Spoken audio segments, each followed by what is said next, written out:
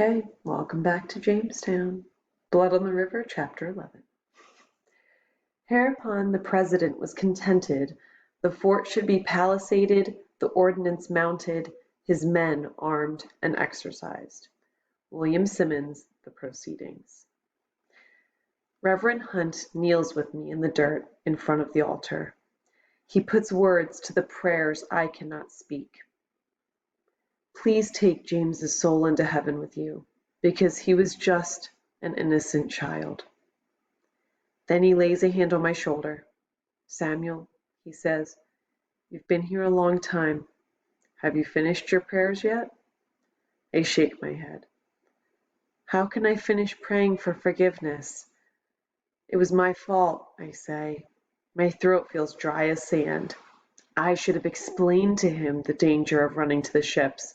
I should have been kinder to him so that he would trust me. I should have been able to grab him and pull him back into the tent. I should not have let go when he bit me. I had so many chances to keep James safe, and I failed at all of them. Reverend Hunt stands and reaches down a hand to pull me up. I take his hand reluctantly and rise. He looks into my eyes. When our Lord spoke of forgiveness, he did not only mean forgiving others. Sometimes we have to forgive ourselves. I swallow past a lump in my throat. Now go wash your face and see if there's any breakfast left. You won't be able to work if you don't eat. Reverend Hunt gives me a little push and I leave the chapel. I trudge through the work of the day, sewing up holes in tents and mattresses, bringing water and food to our makeshift hospital where Dr. Watton tends to the wounded men, dumping more water on our wilting plants. Richard's eyes are red and swollen. I don't know what to say to him to make it any better. I don't think he wants to hear from me anyway. I wonder if Richard will ever forgive me for my meanness to James while he was alive and my failure to save him. That afternoon, Captain Smith, Captain Newport, and their party return. They say their Indian guide had acted strangely. He left them suddenly, with no explanation. This made them suspicious that a raid was being planned, and so they sailed back to us as quickly as they could. They are dismayed to find that they were right. In the evening, the council calls a meeting to discuss our situation. I creep near the cabin where the council members are talking so that I can eavesdrop. These are not just disorganized people living in towns here and there, says Captain Newport. They are tribes within an empire. Their emperor is called the Powhatan. The people are the Powhatans, and the river we named the James River, they already call the Powhatan River. They are a kingdom of warriors. The boys are taught to use bow and arrow when they are 6 years old. Their mothers don't even give them breakfast until they've shot their targets in the morning. When the great chief Powhatan wants to conquer a new tribe, the warriors get the job done very quickly. There's a prophecy they told us about, says Master Percy. The bay we first entered on our way here, they call the Chesapeake Bay. Sound familiar? There used to be a tribe, the Chesapeakes, living on its shores. The prophecy says that a threat to Chief Powhatan's empire will come from the Chesapeake Bay. When he heard this, he sent his warriors, and in one day, they wiped out the Chesapeake tribe. There must have been 400 of them last night, says Captain Gosnold. If it had not been for the cannons scaring them off, they would have easily killed us all. There is silence then. No one wants to tell President Wingfield that he's wrong and Captain Smith was right about building a palisade, I think. President Wingfield, to his credit, had been at the forefront of the battle. Those who saw him said that he fired his musket even as an arrow went right through his beard. I hold my breath. Please, someone tell him we need to build a strong fort. All right, President Wingfield's voice breaks the silence. There will be watches, armed men, at every corner in shifts throughout the day and night. And, he hesitates a moment, tomorrow we will begin construction of a tall palisade with not so much as a crack between the posts. I let out my breath and creep away before anyone catches me listening. Fear makes us work fast. We fell trees and make them into palisade posts with wickedly sharp tips. We dig a trench in a large triangle around our tents and plant our posts so close together an arrow can knock it through. Each corner of the triangle is rounded like a half moon, with a platform inside. We bring cannons from the ships and mount them on the platforms. We are making a fort, like soldiers in a war. Thank goodness the sailors are still with us. They, along with our laborers, soldiers, and other working men, are the ones with the strength and speed to get the job done. If we had to depend on the gentlemen, many of whom still don't want to dirty their velvet, we would be at the mercy of the Indians for many more weeks. As it is, the natives mount small attacks every other day on any man or creature who strays too far from our guarded, half-built fort. They shoot Master Clovel while he's out hunting. He comes running back to the fort with arrows sticking out of him and dies soon after. They shoot and kill another man in the woods when he drops his slops to relieve himself. They even shoot one of Captain Newport's dogs while she's sniffing after a rabbit. Captain Smith finds me using a hatchet to sharpen palisade post tips. He's holding a belt, sheath, sword, and armor. I recognize the sword. It has a C molded into the handle.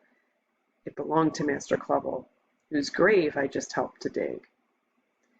Samuel, do you think you can put some of that energy from your fistfights into learning to use a sword? Captain Smith asks. My hatchet stops in midair. Yes, sir, I say. I try not to sound too eager. You are, after all, apprentice to an officer, he says. It is time to begin your training. I lay my tools on the ground and wipe my hands on my slops.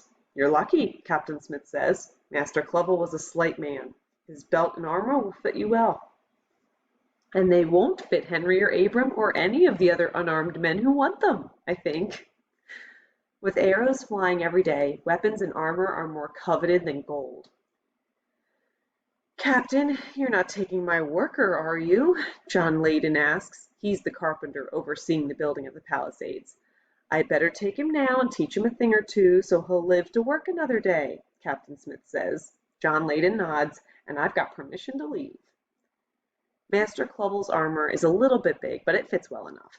I will grow into it. The breastplate makes me feel like I have a large chest. I rap my knuckles on it and admire the clang. No arrow can pierce this metal. The helmet is heavy. I feel like a soldier already. Will I have a musket too? I ask. First, you will learn to use a sword, Captain Smith says. I fasten the belt around my waist and pull the sword out of its sheath. The handle is smooth and cool, and the sword is heavy. It glints in the sun. I take it in both hands and whip it through the air. It makes a sharp whoosh. Captain Smith begins my instruction. I want to think about the sword, but he tells me I must think about my feet and watch his feet as well.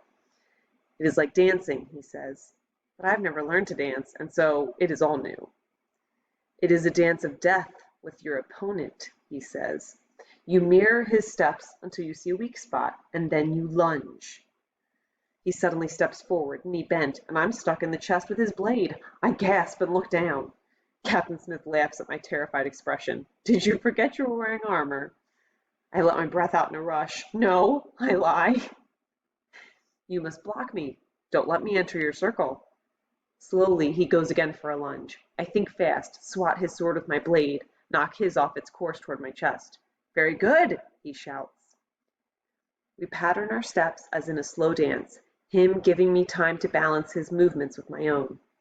He raises his eyebrows when he's about to strike, his signal to me to protect myself. I hear the satisfying clang as my sword knocks his away.